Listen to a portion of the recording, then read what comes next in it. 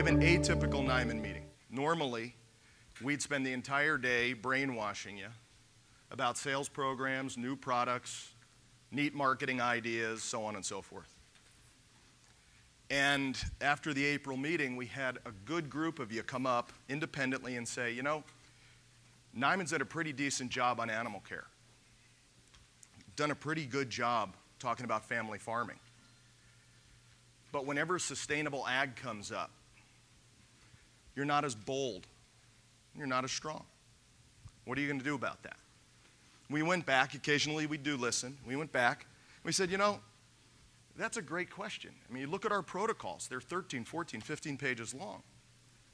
And all but one page is about animal care and family farming. Where's the sustainability meat? How do we talk about this? What do we say? And we talked to a couple people because we figured out how hard could that question be. And we found out that's really hard. And we said, well, then we're not going to stand here and try to answer that. We're going to go get some people that have dedicated a good portion of their life to trying to address this issue. And their challenge is voice. How do they take it and get it out where people can digest it, understand it, and act on it? So this is kind of a symbiotic meeting. They need you, and you need them. So we're going to go ahead and spend 2 hours talking about this because this is an important issue.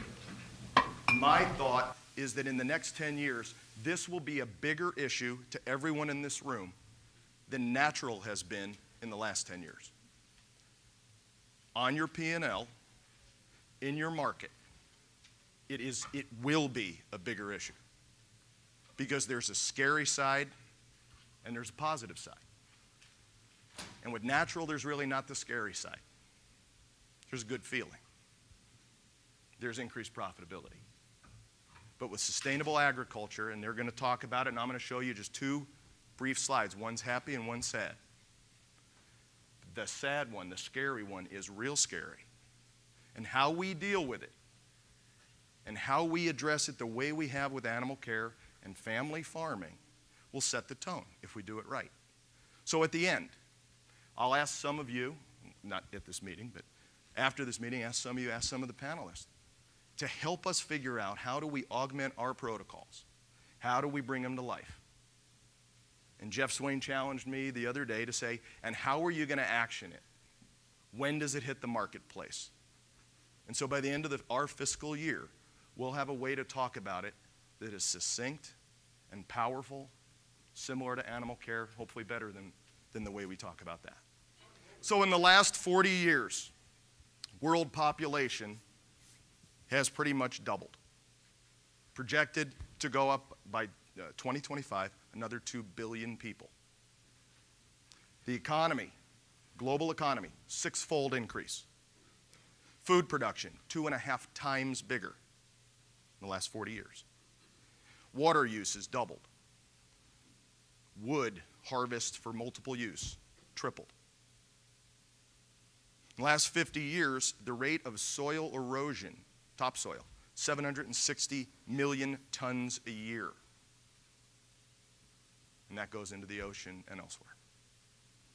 Soil degradation has reduced the global agricultural production by 15%. So just think about that one plus the first line. Population's doubled, global agriculture down 15%.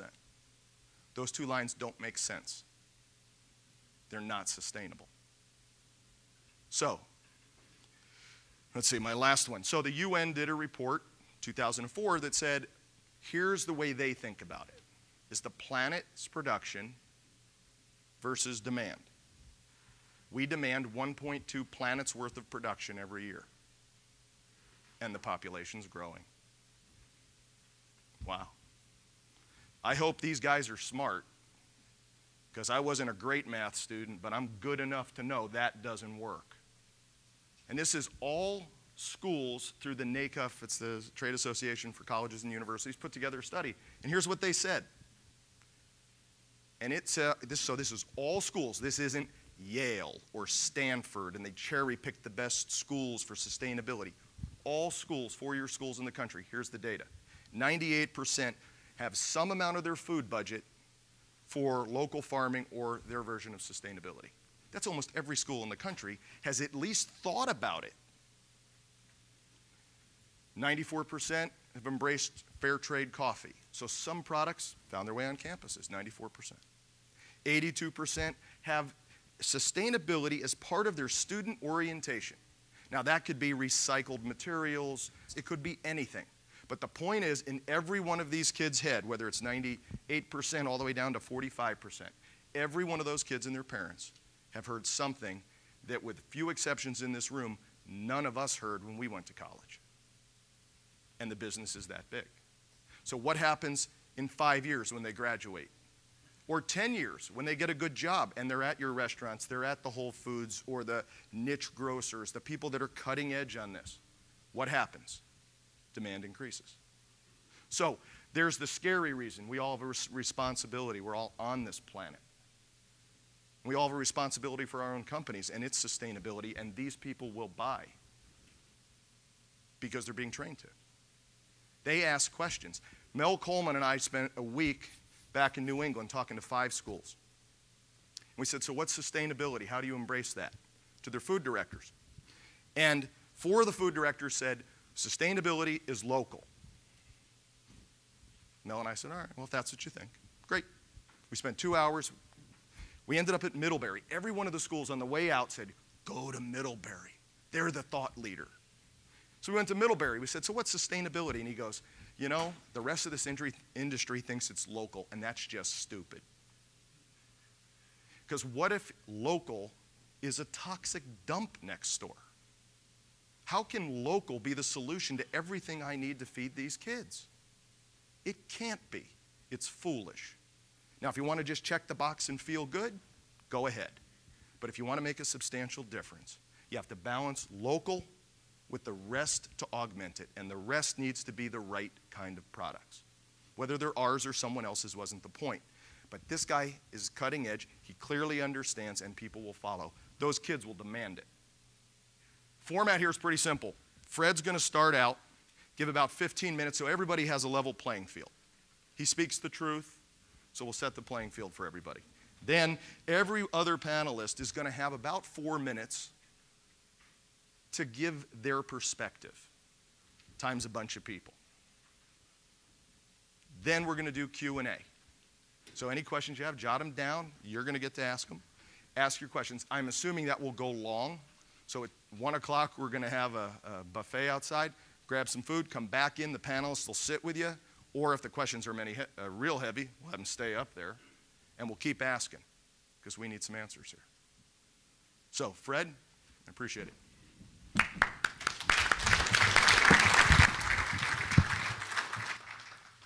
All right. Well, thanks, Jeff, for that great introduction. You know, my responsibility is sort of to give you the overview of sustainable agriculture and food systems and do that in 15 minutes. And so, you know, I've been involved in sustainable agriculture for over 30 years now. And during that whole period of time, I can't tell you how many people have said to me, well, how can you even take this serious? You can't even define the damn thing. And it reminded me that the first sustainable agriculture conference that I went to was at the University of Nebraska back in the early 1980s. And they had 6 speakers that were addressing the issue of what sustainable agriculture was. And I took copious notes because I wanted to get all of this down. And after I got home, I looked at my notes and I realized I had 9 definitions from the 6 speakers. So I've always kind of thought that when people say you can't even define the damn thing, they're probably right. And I really wrestled with that for a long time. And then I finally decided, well, you know, there's got to be a way to deal with this. So I did the usual thing. I went to a standard dictionary. And I discovered that defining sustainability is not difficult at all. Every standard dictionary will tell you exactly the same thing. It's about maintaining something. It's about keeping something going. It's about keeping something in existence. That's easy enough, right? So why is the problem with the definition? Well, it's not the definition.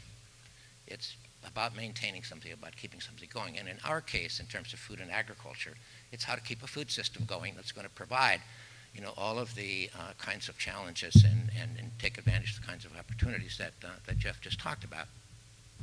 The really difficult part is how do we do that?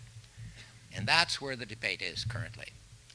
And this is a debate that we should welcome, that we should have, that we have to have, because those challenges are real. And there's others you could add to that list. And so we should engage in that debate. The difficulty right now, I think, in terms of our current culture is that, those who are on one side of the debate think they got the answer, and those on the other side of the debate think they got the answer. And so instead of having a conversation and an actual debate, we got into this food fight. And I don't think that that's really useful for any of us. So somewhere along the way, we're going to have to engage in more of this debate. So right now, there are, in fact, two kinds of stories around what is and how can we, in fact, maintain and keep a food system going that's going to meet the challenges and take advantage of the opportunities that Jeff outlined for us. And I've thought about this a lot, and to me, some of the work that Jared Diamond has done is useful here. Because, in particularly his Guns, Germs, and Steel, and then his later book, Collapse, the basic question is, at least as I interpret him, that he was wrestling with is, how is it that in our past civilizations, that some civilizations thrived and lasted for centuries and centuries, and others collapsed? Was there some kind of common denominator that caused that? In other words, some maintained themselves, kept it going, others didn't. Some were sustainable, some weren't. Was there any commonality here? And if I'm reading him correctly, at least, he came down to essentially four things. One is that those civilizations that correctly assessed their current situation, anticipated the changes coming at them, and got a head start preparing for those changes were the ones that tended to survive. Those that failed in that exercise were the ones that tended to collapse. And then the fourth thing, in addition to this, correctly understanding current situation, anticipating changes, and getting a head start, was that those civilizations that got locked into some kind of ideology, where they figured they had it figured out and that's what they were going to stay with regardless of what happened, were the ones that tended to collapse. Those that were more flexible and open and looking at alternatives and willing to entertain alternatives were the ones that tended to survive. I think that's an important lesson for us as we try to figure out how we maintain, how we keep going a food system that's going to meet the challenges and take advantage of the opportunities that are coming at us. So here are the two stories as I at least understand them today. One story is that the way you do this, the way you maintain, is you simply intensify what we've been doing over the last 60 or 70 years in our current food system. And you all know the story, so I don't need to go into a lot of detail here. I mean, we have the most efficient food system we've ever had. We're now feeding all of the people in the world. This is the way, and we're doing it with fewer and fewer farmers, and this is a heroic achievement. So all we got to do is keep doing that. And the way in which we keep doing it is we got to recognize we have to come up with some new technologies once in a while. And then, we also realize we need to green it up a little bit because there's some problems. We got a dead zone in the Gulf of Mexico, et cetera, so we have to get a little bit better. But that's how you maintain it. So that's essentially the one story. The second story is that we have some really serious challenges here, and what we have to do now is redesign the system, because the current system is not working, and it particularly can't work in the future because of some of those challenges that Jeff talked about. We now know that energy costs are going to continue to go up. It doesn't mean they're going to gradually continue to go up.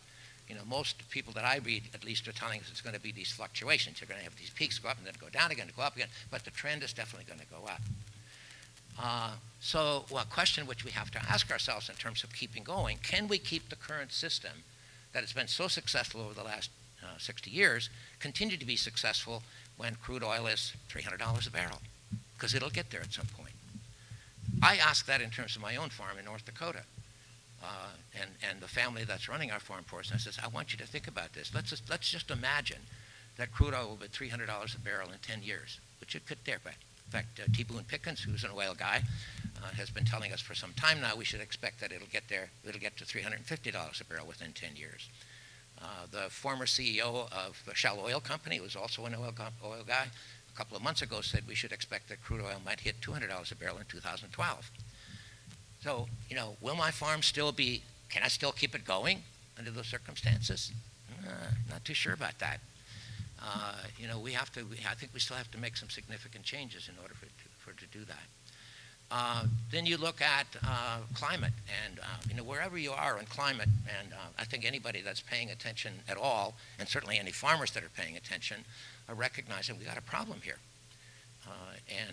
Whatever you think are the causes of climate change, or how it's going to affect it in any given place, whether it's here in the central part of Iowa, or in North Dakota, or in Oklahoma, or Texas, there's going to be what all of the climatologists are telling us, or at least 98% of them, is that we should expect more unstable climates, more floods, more droughts, more severe weather events. So again, I say to our family on our farm in North Dakota, let's imagine that 10 years from now, we have twice as many severe weather events. Can we still keep it going under those circumstances? And then we got all these other things that are coming at us as well that we have to attend to. Water, Jeff pointed out. We're now using 70% of all our freshwater resources on this planet just for agricultural irrigation. And we're drawing down our freshwater resources all across the planet. The Ogallala Aquifer, which provides most of the irrigation for the plains here in the heartland, and we've drawn that down by half in the last 60 years. We can't continue to do that indefinitely. So how are we going to manage, how are we going to, in terms of the second school of thought, is how are we going to redesign the system in order to meet these circumstances and still keep going, still maintain a food production system that provides what we need. So these are the two stories. This is where we have to have the debate. And you can tell from what I've said, I'm sure, which side of the story that I'm on, because I think we have to redesign the system. I don't see any way that we can come up with the technologies to substitute for all of these natural resources that we're using up in a way that can keep it going in terms of meeting the challenges that we have in terms of an increasing human population. And I have to say, incidentally, that I think the way we always frame this question, how are we going to feed 9 billion people? That's the wrong question. Because what that assumes, first of all, is that 9 billion people are an appropriate number of the human species in terms of the rest of the biotic community that we share the planet with.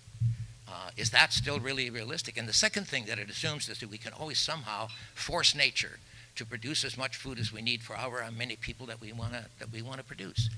That's an unrealistic question. It's not a sustainable question.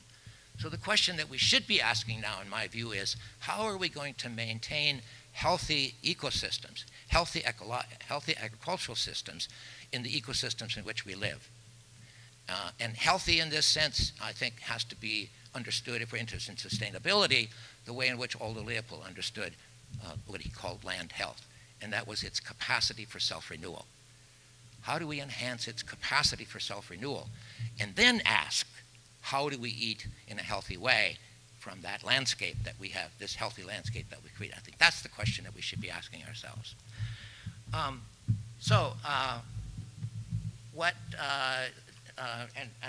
going to do this rather quickly here. Here's a couple of things that I think we need to address as we try to make this shift, because this isn't just a technological shift. This isn't just a matter of helping farmers to redesign their farming system. We got to really think about the whole system, because it's part of the whole system. It's part of our culture that's ingrained in us. So one of the first things that we need to think about is how are we going to shift from a culture that Rianne Eisler, in her two wonderful books, one is called The Chalice and the Blade, and the other, The Real Wealth of Nations, and in which she argues that we have moved into a kind of dominator culture, not only dominating nature, but also dominating each other in terms of getting what we want, and that's kind of the culture that we operate out of. And this is a culture that's dysfunctional in terms of the new world that we're going to be living in. We got it. So it's not the blade going out and getting what you want. It's the chalice, coming around a glass of wine and having a community and a partnership. So it's moving from a domination culture to a partnership culture.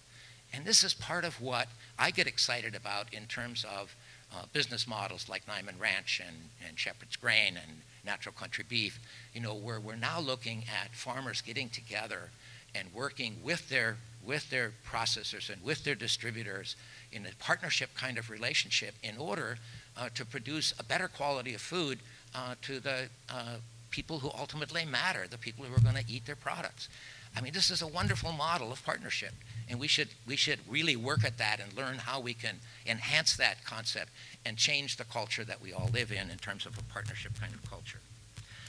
A second thing, and Jeff alluded to this in his presentation, and that is,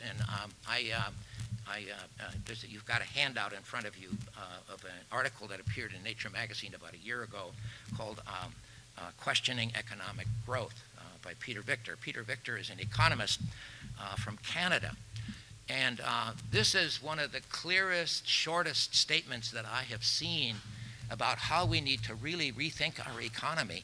And, you know, Herman Daly's been trying to tell us this for over 30 years now. We can't, you know, Herman Daly put it in terms of, he said, you know, we operate our human economies, and whether it's our farms or our places of business or the way we produce our automobiles, we operate them as if they were bubbles floating in space with unlimited natural resources flowing into the bubble to fuel it, and unlimited sinks in nature to absorb the waste from it. That's how we're operating our economies.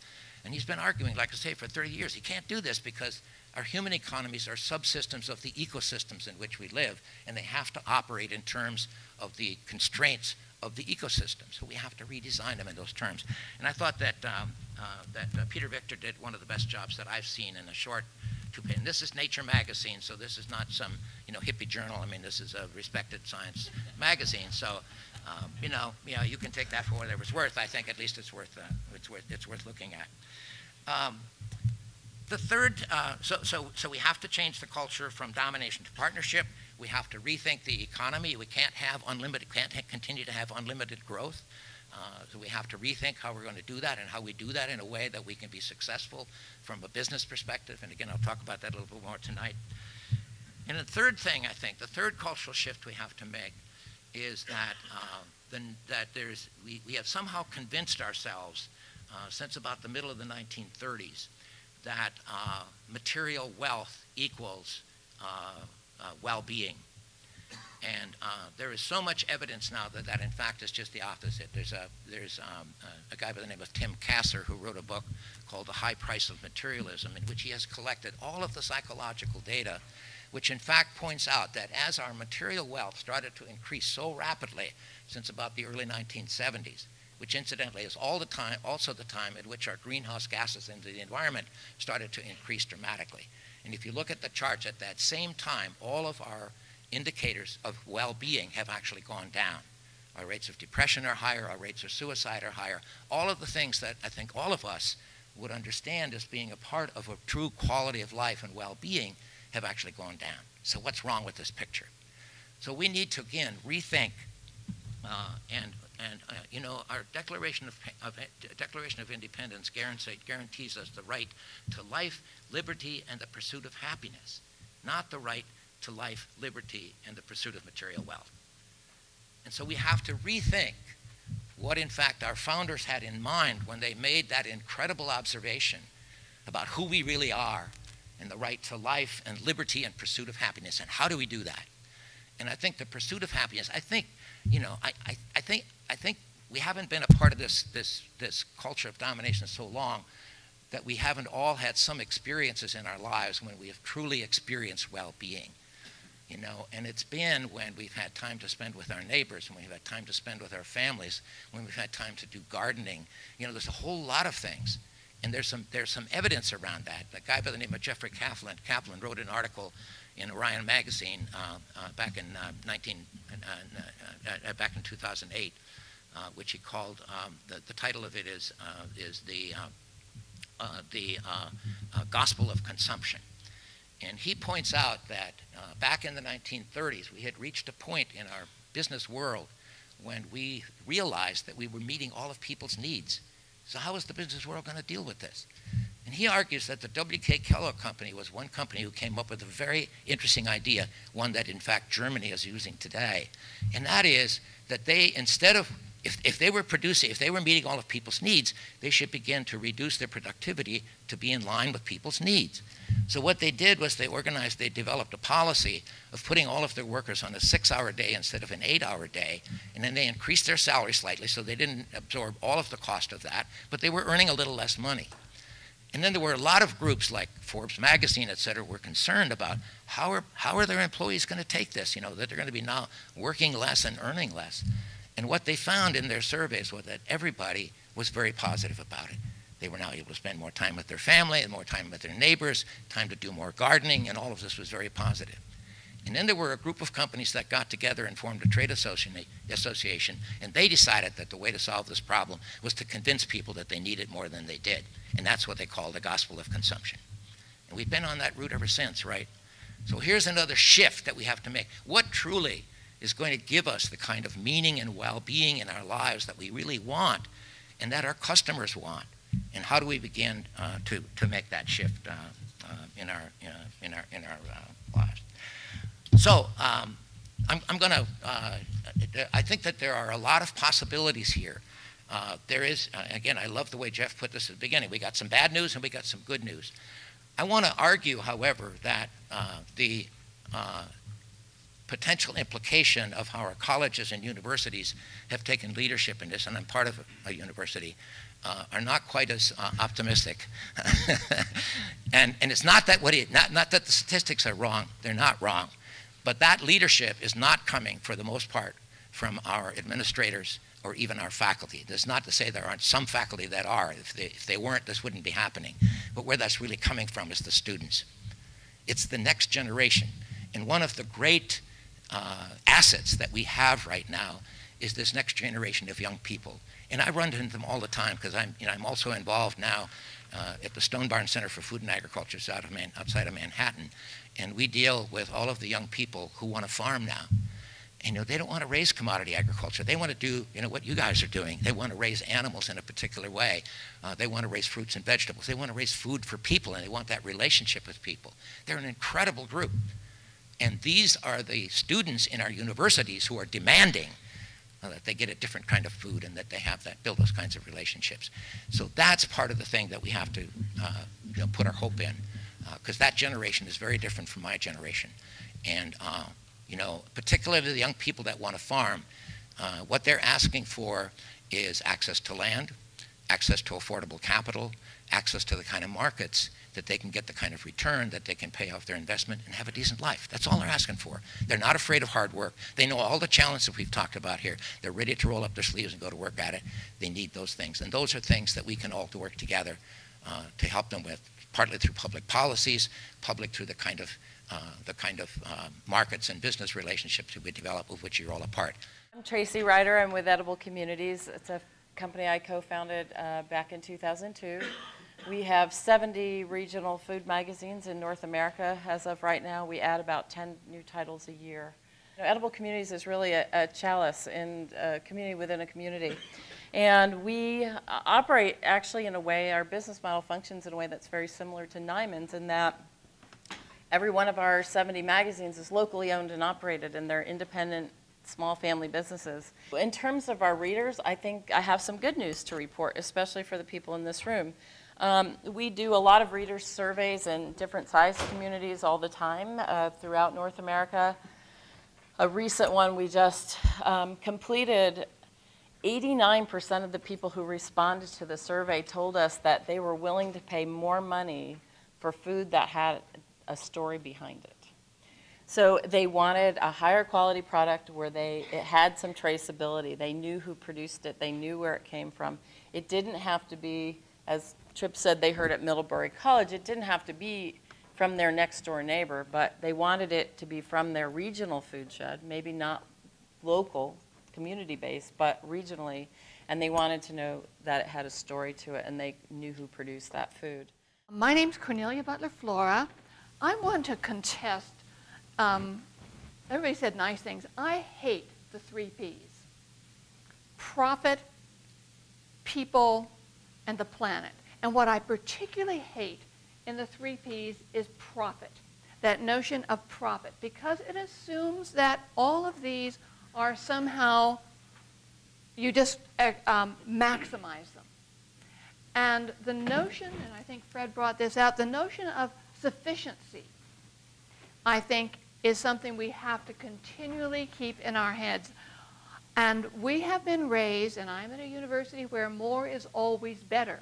We have been busy raising or doing a lot of breeding of plants and animals that are input responsive. We have not been breeding plants and animals that are input efficient. That's a huge difference. Therefore, we require more and more stuff to raise more and more stuff because our mindsets are always around more. So what I'm substituting for the 3 Ps is this. For profit, the notion of economic security. For people, the notion of social inclusion. And I loved your notion of the people with a story, that social inclusion means connectedness. And it means people aren't left out because of income, race, ethnicity, or geographic location. And the third, which is less contentious perhaps, is the notion of ecosystem health, that should be very important. To achieve these, I really like the notion, particularly of ecosystem health, but it relates to those other 2 of social inclusion and economic security, is the notion of resilience. We are in an incredibly chaotic socioeconomic political environment. This notion of chaos means that we have to think toward the future, reduce risk through things like diversification as opposed to specialization. And again, we have come through an era of specialization where we all just do one thing and do it the best we can. That also means flexibility. And I love this notion of the partnership culture. And one of my indicators of sustainability ultimately will be that people on the land work with their neighbors to figure out what should this ecosystem look like. Slow Food, for those of you who aren't familiar with it, is an international educational organization. We're a 501c3 here in the United States. And our goal is to create a food system that is good, clean, and fair. Now, by good, we mean that it's good for you, good taste, and good for the planet. By clean, we mean that there's nothing in the food that isn't food. And if it wasn't food 100 years ago, it isn't food now. And by fair, we mean that the people who produce the food should be justly compensated for their efforts. And we do this through a wide variety of ways, from very large and global to the very small and local, using our over 600 chapters in over 130 countries. 200 of those chapters are right here in the United States. 7 of those chapters are right here in Iowa, including Des Moines, and Dave here runs one of the chapters up in Clear Lake. I'm only the treasurer. I just want okay. Our most recent project launches with a National Day of Action on September 17th. It's called the $5 Challenge, and we are attempting to take back the value meal.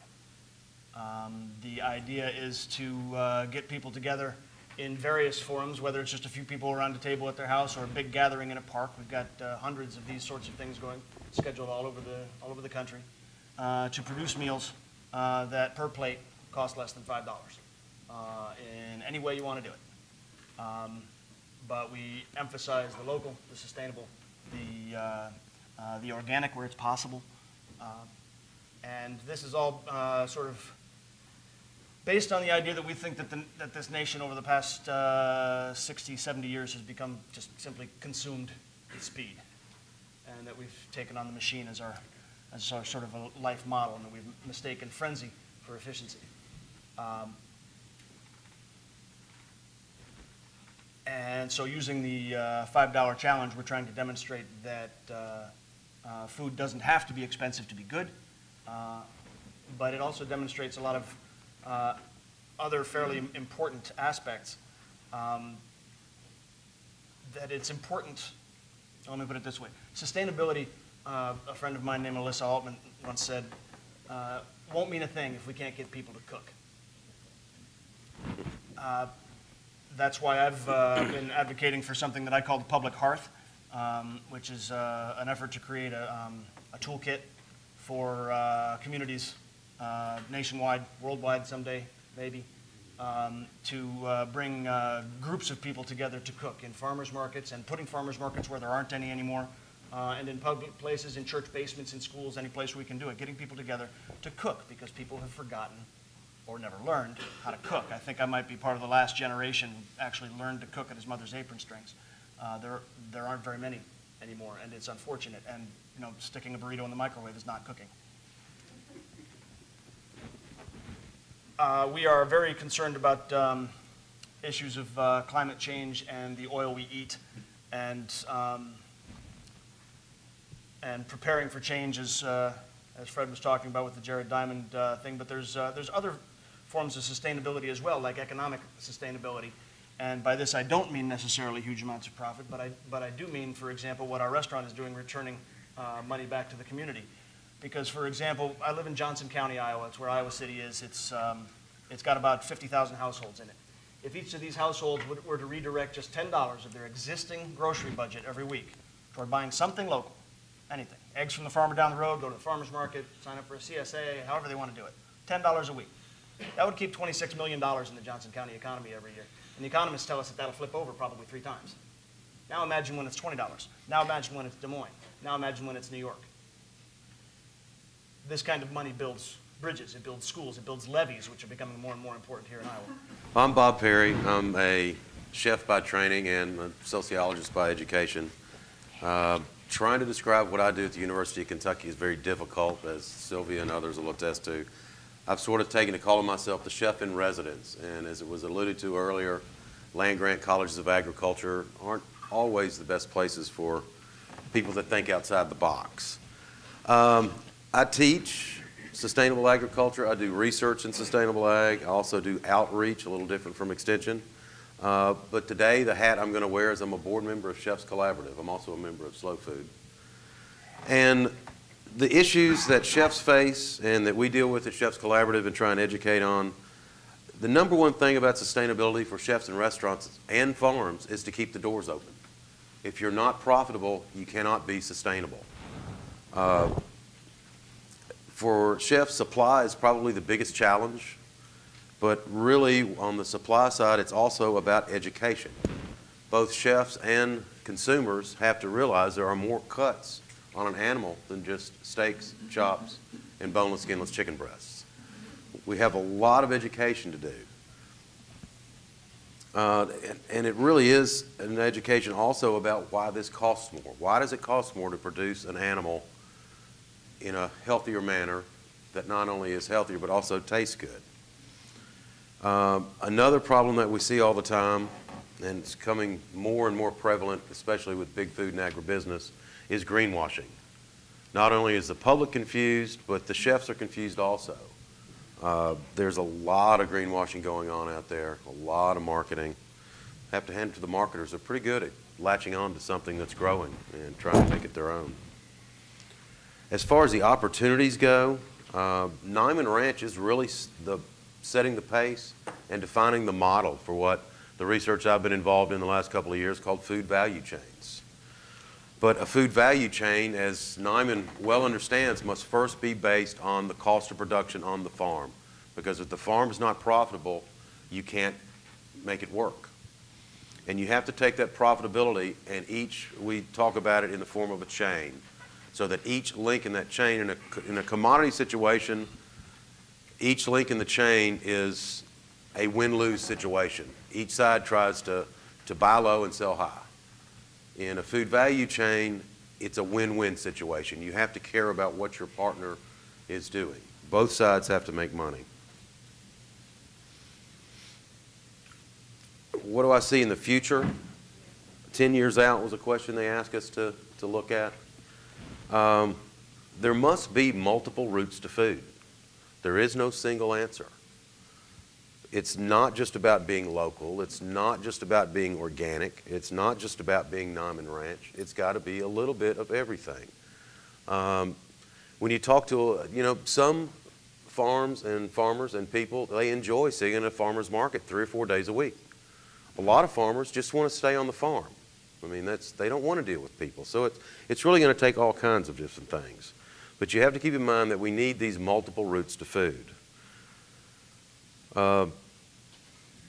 Niman Ranch, like I said, really is the model that everybody's looking to. And the fortunate thing is that these models put taste and farmers' profitability first.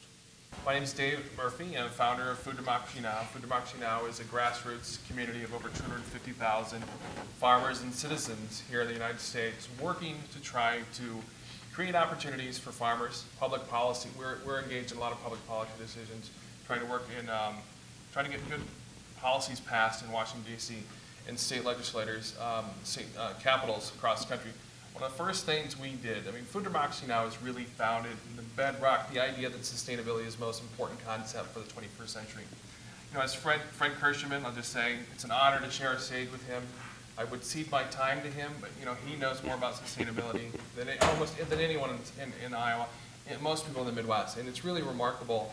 One of the first things we tried to do was to make sure that Fred was the Secretary of Agriculture.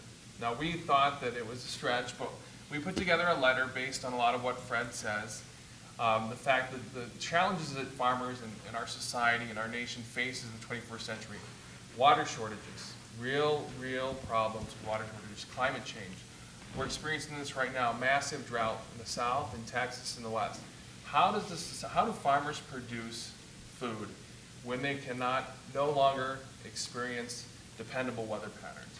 That as a society is a question that we all have to answer and to help farmers make it profitable. The other thing is, you know, how can we as a nation expand, for Food Democracy Now, what we really try to do, we try to expand the conversation on food and agriculture. There are winners and losers in a political capitalist system and in a democracy. We want to make sure that people, everyday people, are involved in this conversation, because if not, there are lobbyists and corporations that will dictate the terms to us, and the food that will appear on our plate is only because of the policies that they dictate. So we really believe that we have to enlarge this conversation. Everyone in this room, you are very active and involved on a daily basis in food production. Probably some of the most educated and involved people on the planet. The other area that we hope that we can expand this conversation to is the political arena. So what we try to do is we're somewhat like a move on for the food movement. We see strategic moments, we create campaigns, so you can pass a piece of legislation to benefit farmers. Last year there was a big, a really historic food safety bill that was going to be passed. It was going to be passed, it's important, however, there were specific language in there that would have required it to be one size fits all.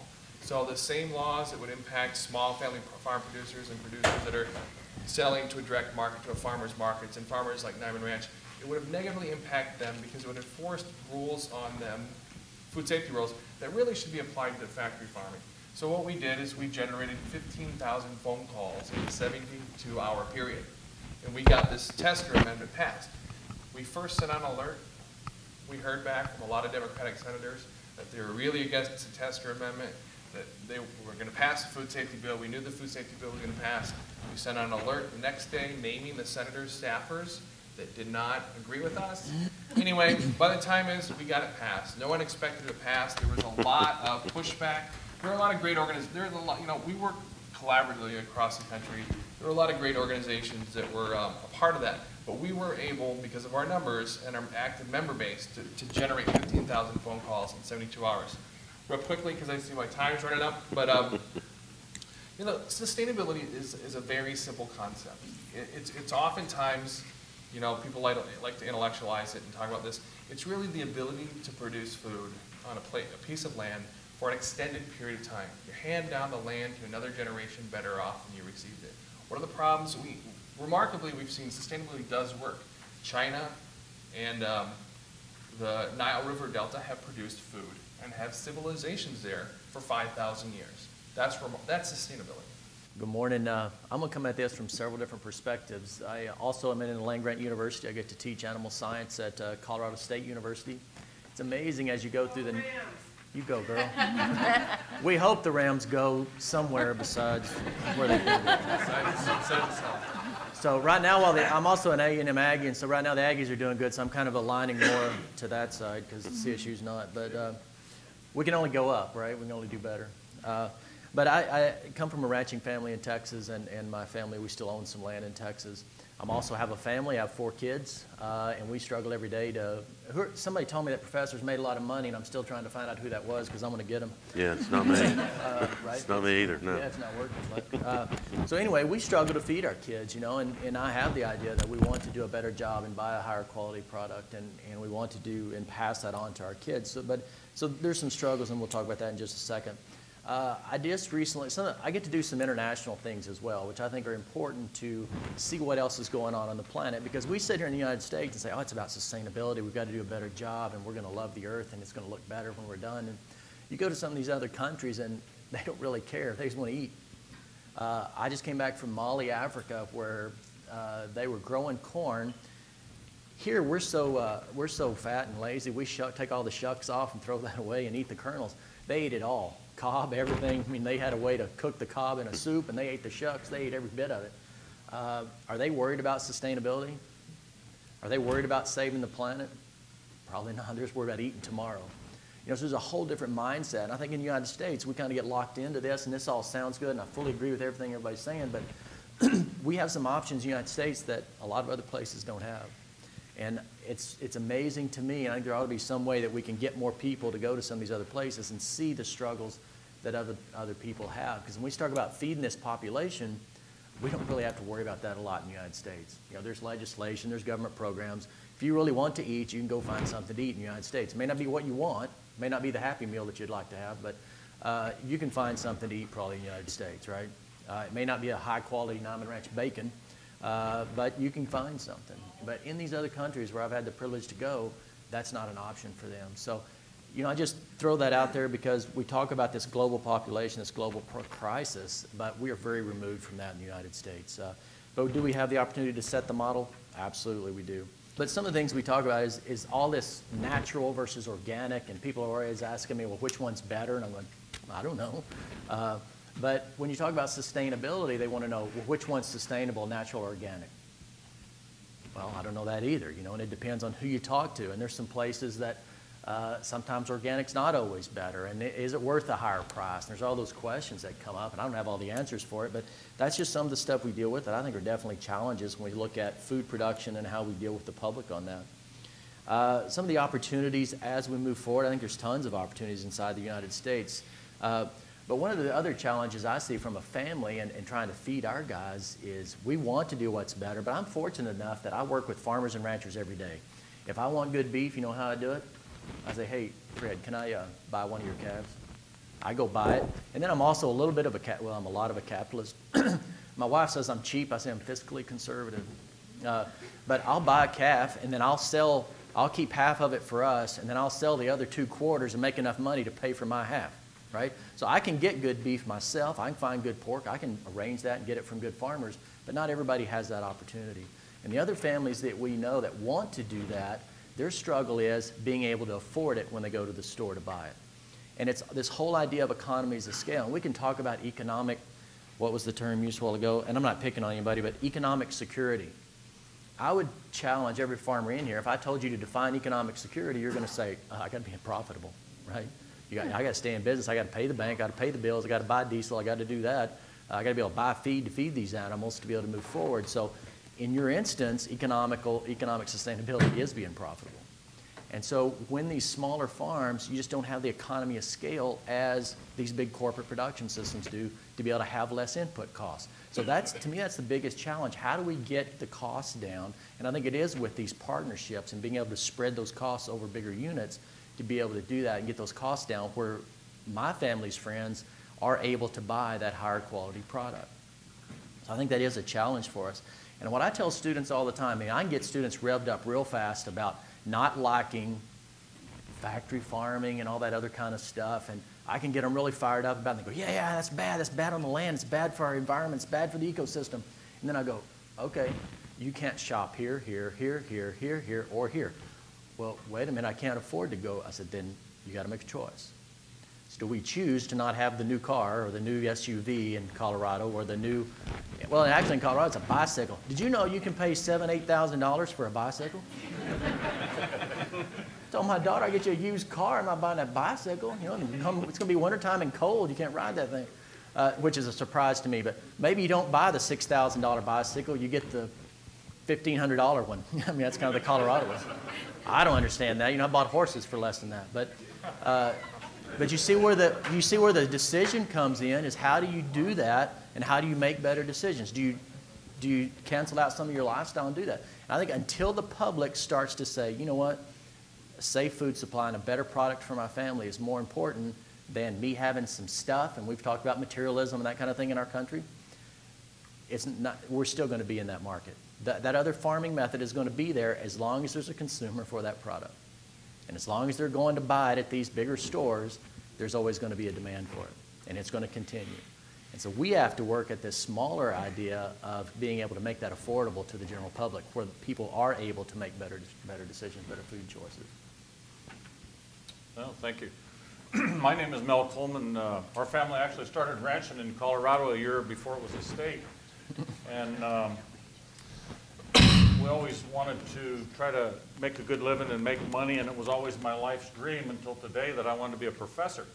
Yeah, but the work hours are good, but okay. the pay's not worth it. Anyway, I'm here on behalf, I'm a board member of American Farmland Trust, and American Farmland Trust is a group that was started, it's a nonprofit, probably the nation's leading conservation organization that's dedicated to saving the land that sustains us. Originally, it was by protecting working farms and ranches.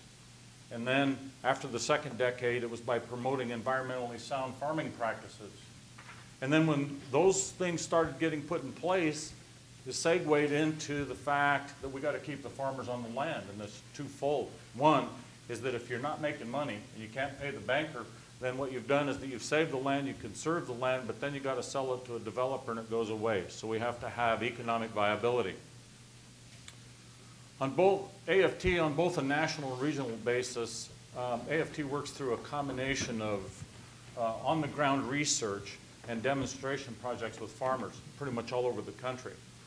And the second thing they do is that they generate stakeholder engagement in policies, agricultural policies, and programs that preserve farmland, improve water quality, reduce greenhouse gases, and expand local food supplies.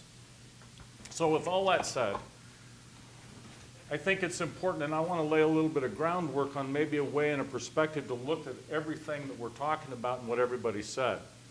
But when the pioneers came out, all moved west from primarily the East Coast, in almost every state what they did is that they settled in the area, they were all farmers, and they settled in an area where the soil and the soil was the richest and there was adequate water.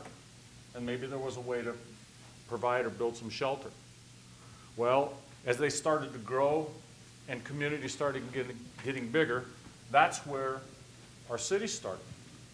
And so now, today, back in the late 90s and early 2000s, 3,000 acres a day were going out of farm production, food and fiber production, and being planted into concrete subdivisions and shopping malls.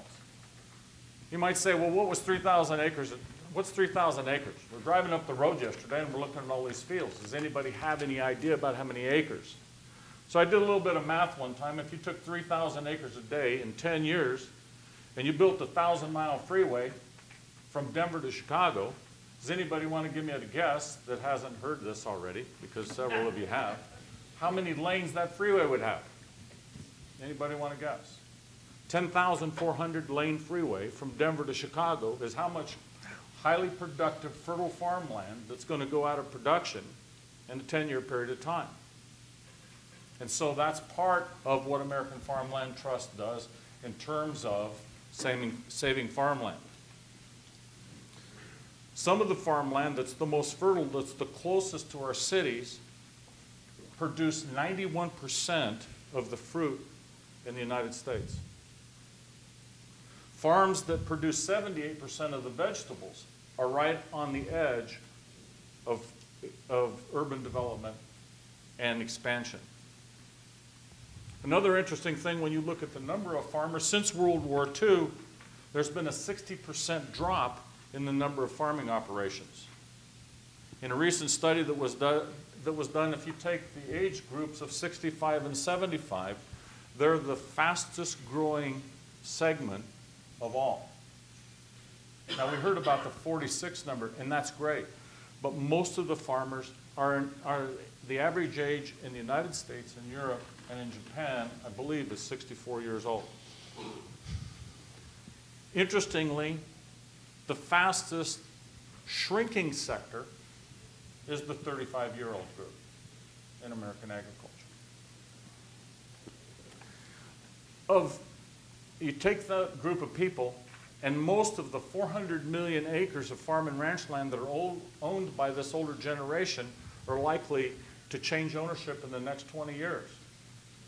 And one of the most difficult things that we had to do in our family is that we spent $80,000 with a tax attorney trying to figure out how to pass the ranch land or the farmland to the next generation without having to sell it or go bankrupt to do it. There needs to be policy change. Farmland is becoming more scarce in this country, but it's also becoming more valuable to investors because of its scarcity. So now, something that we didn't see maybe 20 years ago, new investment funds are being formed exclusively to buy farmlands. And interestingly, a lot of the money that's coming into those is foreign. Not that I have a problem with that, but there is such a thing in food security about who owns the land. Farmland prices have risen to the place that what does someone that's new, some of the kids that Fred was talking about earlier in New York, how do they get into the farming and ranching business if you can't afford to buy the land or there's no vehicle through which to buy it?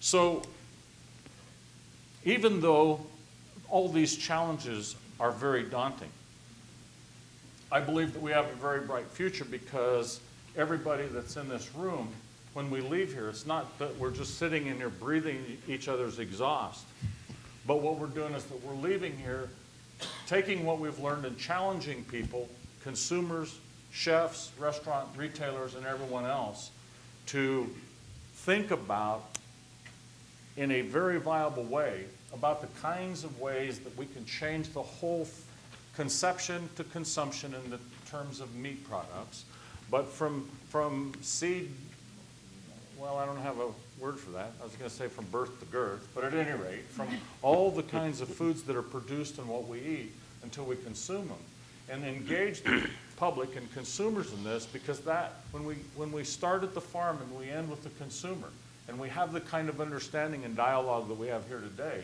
then that's when real change comes, because you get everyone involved. My name's Barry Estabrook. I've been a food journalist since 1975, and all those years I've been covering sustainable agriculture. Sometimes it's a bit depressing when you look back and see what's happened, but that's what I do. Most recently, in my book, Tomatoland, I looked at an area that was kind of new to me, and that was the role of labor in sustainability in agriculture. It's kind of the unspoken about subject at these sustainability types of events. Lots of stuff gets talked about, soil, water, micronutrients, but the people, where are the people who work and pick the stuff? And it's something that's critically important to all of us, whether you're a producer, whether you're a processor, or whether you like to eat dinner. The farm worker is it's critical that we have a sustainable farm workforce. I'm going to plagiarize, being a writer. I was in a little town called Immokalee in southern Florida a year or so ago, and this tomato worker from Chiapas was sitting in the offices of the Coalition of Immokalee Workers, and we were just sort of talking, and he asked me a good question. He said, how do you people say that a food is sustainably produced if I who pick it cannot sustain my own family? And I didn't have an answer for him, but I think he summed it up more eloquently than I ever could. This has the same root cause as all of the problems that have been discussed here. And it comes essentially two reasons. One, a lack of respect for whether it's soil, whether it's the animals that we raise, whether it's the air, whether it's the workers. We tend not to respect the critical ingredients for our food supply. And the second thing, again, the one common thread here is somehow human beings are genetically incapable to take a long-term view. It's wired in our ancestry. So we've built this food system on a completely unsustainable workforce. These are undocumented people, they're underpaid people, and it's unsustainable. The United Farmer Workers, and you can take or leave this figure, but I certainly know it's true in the Florida produce industry, says that 70% of the people who work in the agriculture industry don't have documentation. They're illegal. Yet, you know, this is from the person who plants the seeds. It's the guy who bleeds out the hog in the slaughterhouse. It's the fellow in the restaurant who sears the chop. It goes right down, right up, down, whatever you want to say, the food chain. Same problem. A lot of these issues that we've talked about today are difficult to grasp. They're hard to understand. It's not easy to see CO2 building up in the atmosphere. You have to know it. Some people don't think it's happening. We've lost half our topsoil in Iowa. Well, you can't see that. Where is it? You have to accept it. This is a problem we can see. We got a great example, and most of you probably know about this, of what's going to happen to our whole food system if we don't watch out. A couple of months ago in Georgia.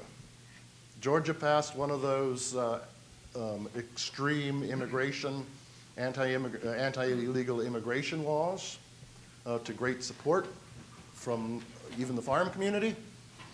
And migrant workers are two things. If nothing else, they're really smart and they're really migrant.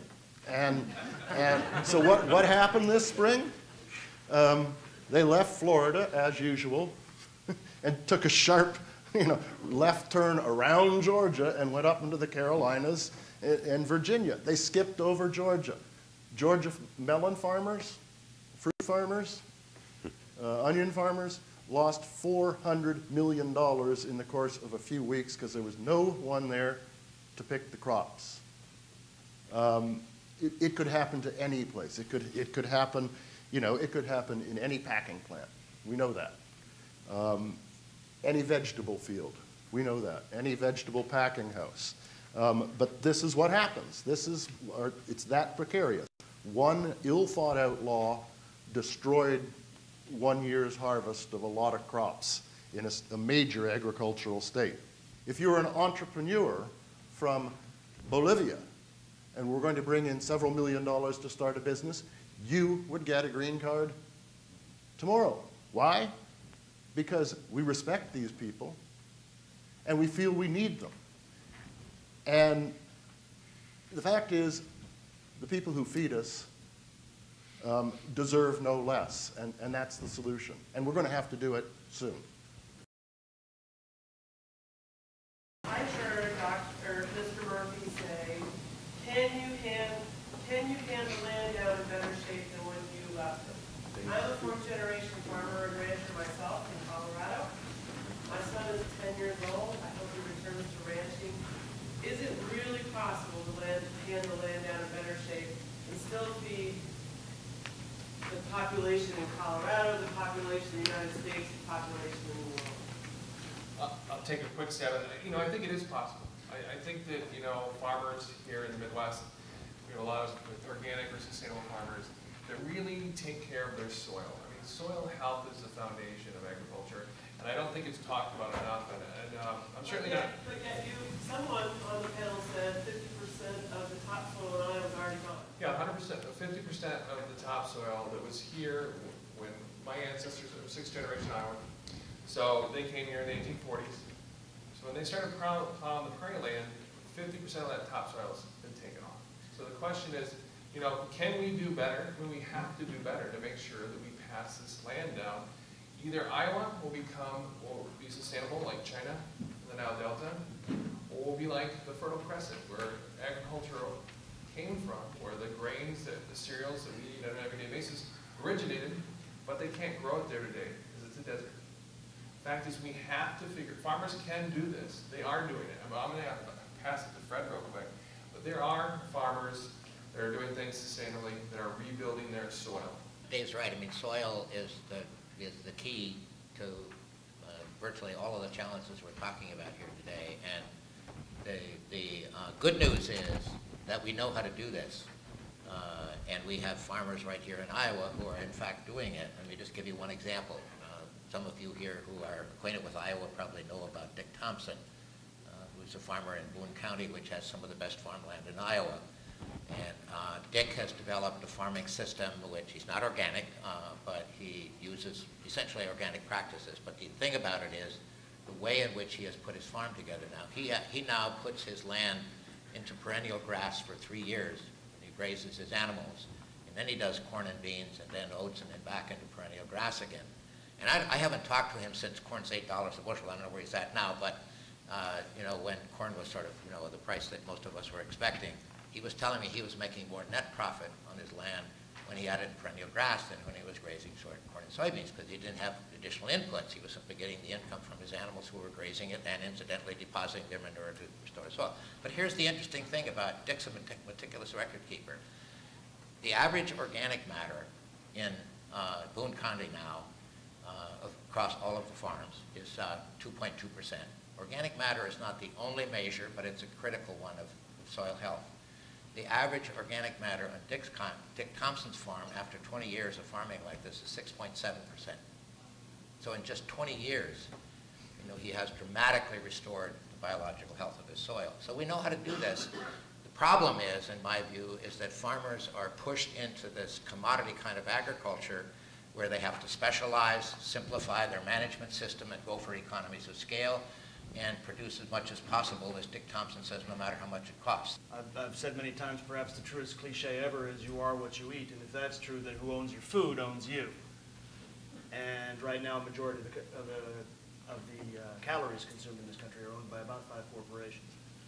And we all saw, I think most of us here are old enough to have witness the collapse of the Soviet system of agriculture, and it collapsed because of its central control and people in Moscow telling people 7,000 miles away how to run their farms. Well, we're fast getting into that same sort of system here, except instead of Moscow, it's St. Louis. And folks in Monsanto or Tyson telling people, this is how you must do it, instead of letting the farmers on the land who know what their land can do make the decisions. And that's where I think we need to enforce some rules that make it a bit more local control, which will make, I think, make it easier for you to be able to hand your land down to your son. I mean, where do you guys see biofuels playing into sustainability and keeping the poor fed and that whole ball of? It's the wrong question, though. Everybody assumes that biofuels is the answer. Well, it might be the answer if we don't change how we use fuels now. Do we really need giant SUVs? I mean, I commute, unfortunately, from my family's farm to University of Kentucky, 25 miles each way. You can't move the farm, and we're not selling it. So, but how many cars do I see on the road every day? A giant Suburban with one person at the wheel. It's just crazy. You need to reframe the question. But I think there is an issue about biofuels and how we have pushed them. We have this mandate for all this stuff in biofuels. Well, we put so many subsidies in it, we're subsidizing exportation of biofuels to Brazil because they figured out better things to do with their cane alcohol. So I think that biofuels may be part of the mix, particularly, I would argue, things that can be done on a dispersed scale, such as biodiesel. But I mean, we're going to see huge amounts of corn right now going into corn ethanol until the subsidies stop. So right now it's going to be a huge thing for animal agriculture. But then once the subsidies stop, what does the market say? And I think we're going to see a big shift there. And there's the fact that in most currently existing forms of producing ethanol, it takes more oil to produce it than it ends up saving, which is on its face unsustainable. I liked a writer named Raj Patel described ethanol as the preposterous notion that we should grow food in order to set it on fire.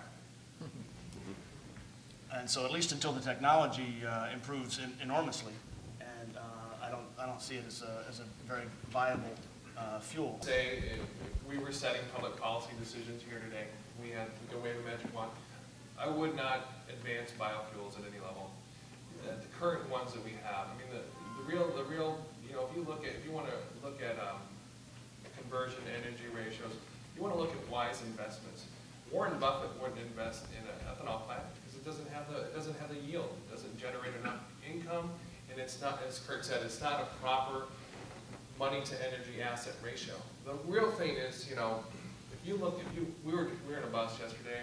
Those who had the pleasure to get the tour on 35, I was in there, and you know, 40% of the corn grown in the United States today, in Iowa today, or in the United States, goes into ethanol, corn-based ethanol. It's a disaster. We should stop doing it immediately. You know, we should make these ethanol plants. We should convert them into old folks' homes. Be the best use of that facility. You know, the real thing is, so if you're driving up 35 to Falls Farm, every kernel corn that's grown west of that highway is going into corn-based ethanol. So farmers in Iowa love to claim the fact that they're feeding the world, but the reality is they're feeding gas tanks for SUVs, as people pointed out. They're feeding high fructose corn syrup, soda, and they're feeding factory farm animals. It's really not a wise use, proper allocation of resources for land. You know, biofuels, I don't think there's any good product out there that has a high enough energy ratio to really justify the fact of the damage and the harm that it's doing to our soil and to our rural communities. I want to say something nice about Iowa State University, which is this, that we have a lot of other ways of manufacturing energy, particularly solar and wind power. One of the major problems is how do we store it? And you can put you can put fuel in a tank. So, but how do you store this? And one of the very exciting things we're working on at Iowa State University, which I believe can lead to a distributed wind system, which can deal with this equity or energy system, is looking at batteries that are not lithium-based batteries, which requires importing very expensive stuff, but trying to make salt-based batteries, more efficient batteries, which will then allow us to use what we've got. And again, the whole point is these are complex, very complex issues. And those little pieces and how they all fit together is really fascinating. And as soon as something becomes political, we simplify it way too much. And then things get even more messed up. So I'm thinking that there are some very interesting alternative energy pieces that will require us to make a lot of other changes. The lovely thing about ethanol is you don't have to change anything else.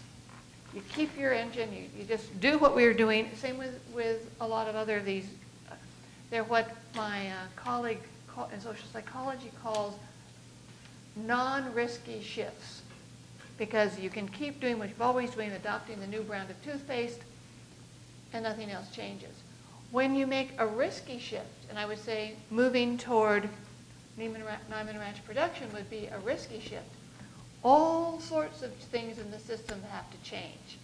My perception is how do we do all of this without taking my choices away?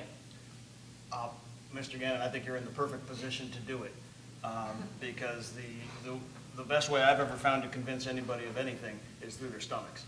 And I came here as a representative of slow food, and barbecue is the ultimate American slow food. It's I think, the greatest contribution to world cuisine that the United States has ever produced.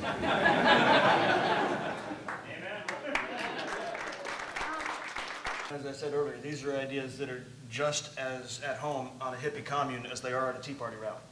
And because these are ideas of tradition and family and ownership and sustenance. And there's no truer way to demonstrate your love for your family than to feed them. And the way that you feed them demonstrates that love. And so we need everybody basically to do that in the best way they see fit. And most of the time, people will come around to the sorts of ideas that are being discussed here this weekend. I do a Meatless Monday on my barbecue blog once a quarter, and it's amazing the flack I get from the meat people, right, for that.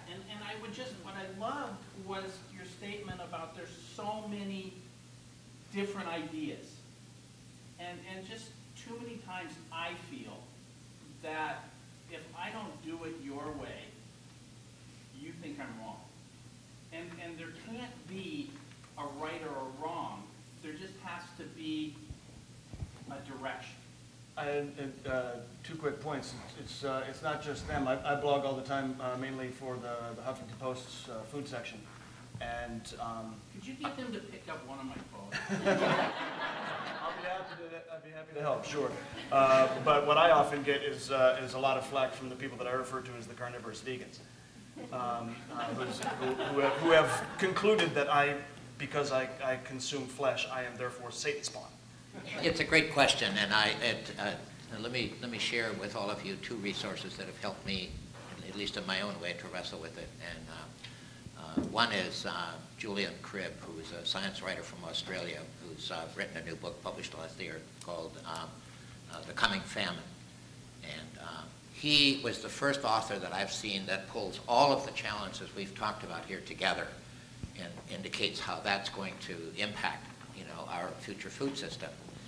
And one of the things he argues, which I think is exactly correct, he said, these challenges are going to be so great that if we're going to avoid a major global famine, we have to keep all the options on the table. And this was my observation from this, not his, and that is that one of the things we know about nature is that it's been very good at natural selection. So let's see, how it plays out. Let's not say, well, if everybody just goes organic, we'll solve the world, or if everybody starts to be a vegan, we'll solve all the world's problems. Those we know are simplistic, analyses of the problems. And so let's leave all the options on the table, but let's encourage. And one of the things that Julian Cribb talks about is how important urban agriculture is going to be in this. Not that urban agriculture is ever going to feed the world, but it's going to be such an important cushion, especially for people who are resource-poor people living in urban communities who can't buy food as it gets more expensive. And so for them to have the opportunity to have community gardens in their own communities and other kinds of urban agriculture could be a critical piece. So that's one thing I think that's important. The other lesson that I learned is from Paul Roberts in his book, The End of Oil. And he has this wonderful introduction to his book in which he talks about, it sort of frames what our world is going to look like as a result of this. And then in the middle of that introduction, he has a single paragraph. All those things that hit you alongside of the head and you say, well, why didn't I think of that before? And he says, so it's not a question, because I've always thought that my mission was to change the world. A lot of what I think you were saying, how do we do this? How do we make people change? And it hasn't worked out that well for me, but that's what I thought my mission was. And so he has in this little paragraph in the middle of the book, he says, so it's not a question of whether or not change will come. Change will come. The question is whether it'll come in an orderly and peaceful way or a violent and chaotic way because we waited too long to begin planning for it.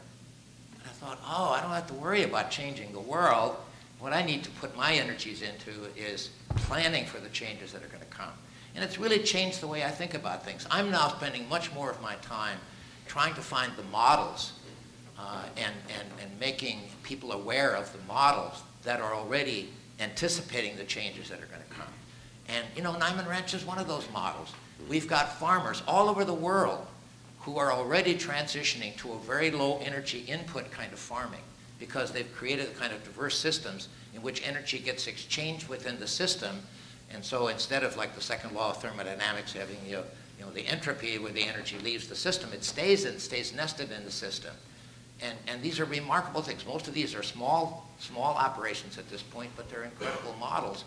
And we should be putting at least 30% of our research dollars into looking at these models and how do we expand them and how do we make them more available. So those are all things that we could do.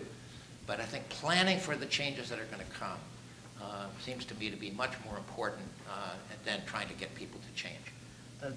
Sustainability is certainly the theme of the weekend here, but I think that Fred touches on what I think might be the theme for your weekend next year or 5 years from now or something like that, and that's resilience.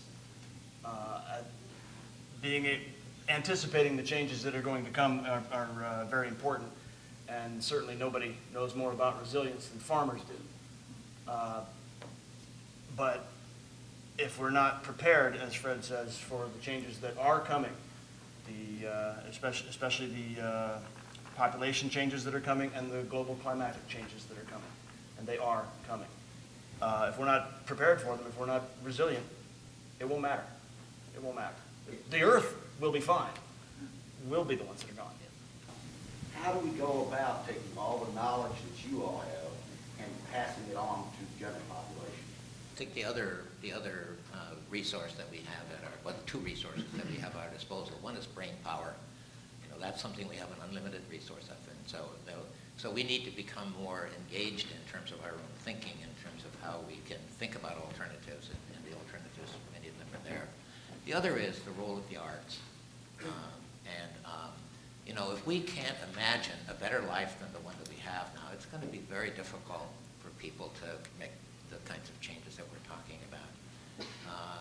And there isn't any other vehicle that we have besides the arts that can help people imagine a better life than what they have now, a better way of, you know, one of the remarkable things about the changes in the food system is how much better the food tastes, you know, and everybody that I know that's had, you know, whether it's Niman Ranch pork or natural country beef or whatever it is, you know, I mean, they just remark about how wonderful, you know, the food is. And the arts can help us to make that, you know, and talking about soil, you know, got a concrete example. Deborah Garcia now, I don't know how many of you know, she's been working for the last 4 years on a new documentary on soil. She's calling the Symphony of Soil. And I've seen some pieces of it, and it's going to change. Anybody that's going to sit through that documentary is not going to be able to think about soil as dirt anymore. And I think she's going to be completing it this month, and so it'll be out there and be available. So, you know, let's also work with our colleagues in the arts and the humanities to tell the stories and to convey those stories in ways that are going to enable people to see a better future with the changes that we're talking about, and that will, I think, do more than anything else for them to become participants with us. One of the central problems with everything here is we're trying to take everything we eat and make it a commodity, whether it's a pork chop or a tomato. In this case, I was driving down a road in Florida a few years ago and came up behind a truck laden with bright green tomatoes, which is the way they're picked. You know, it was like a gravel truck, top heavy, and it hit a bump on the interstate, and 3 or 4 of them flew off. Nearly hit my windshield. But they did hit the pavement, and they bounced again, and then rolled into the ditch. They didn't splatter. They didn't crack. And I thought, wait a second. You know, I'm lucky to pick a tomato in my garden and cradle it in my 2 hands and get it to my kitchen counter without it spontaneously splitting. How do you get from that wonderful thing to something that's designed to comfortably withstand hitting an interstate at 60 miles an hour? What are we thinking? You know. I just want to say that, to your point there, that, well, first of all, decisions are made by those who show up. And if you're not involved, you're still making a choice. I've been trying very hard not to start sentences anymore with the words "you should." I think that's a good practice. Everybody should. You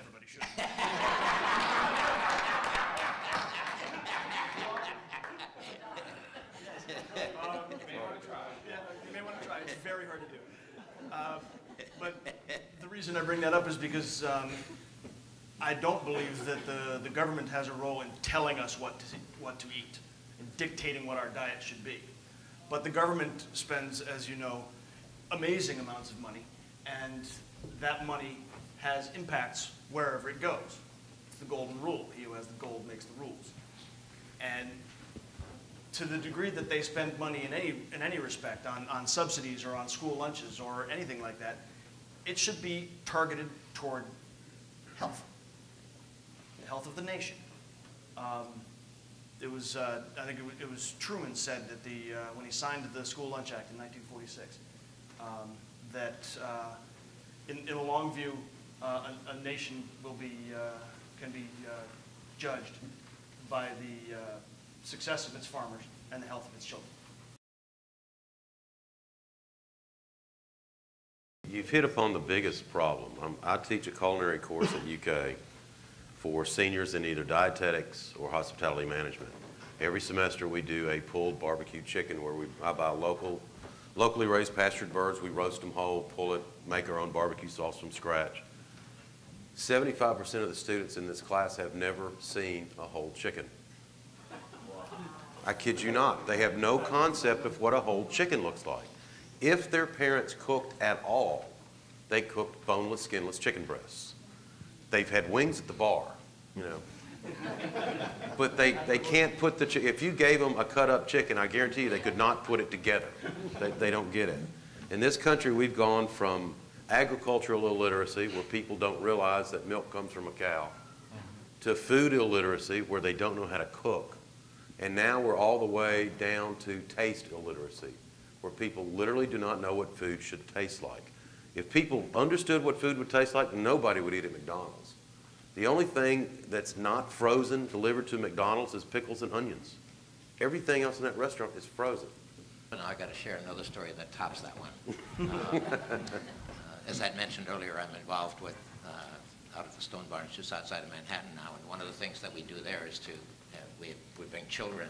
You know, then we have a vegetable farm and an animal farm, grass-based animal farm, and we bring children out to help them understand where food comes from, and these are children from our urban communities. And and we have some high school volunteers that help us, and some of the children come out on school buses during the school year. It's part of their curriculum now, and then others come for the summer camp program.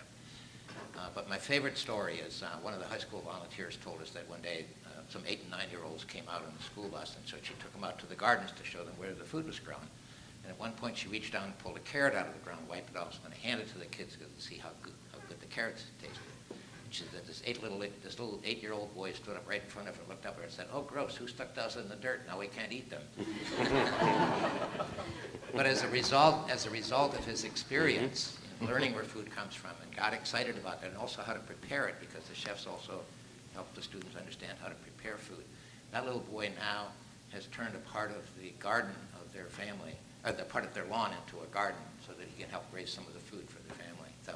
So you know, again, I want to tell that story not only because of, you know, the challenge that we have in front of us, but also how sometimes with very simple kinds of means we can make major transformations in people's lives.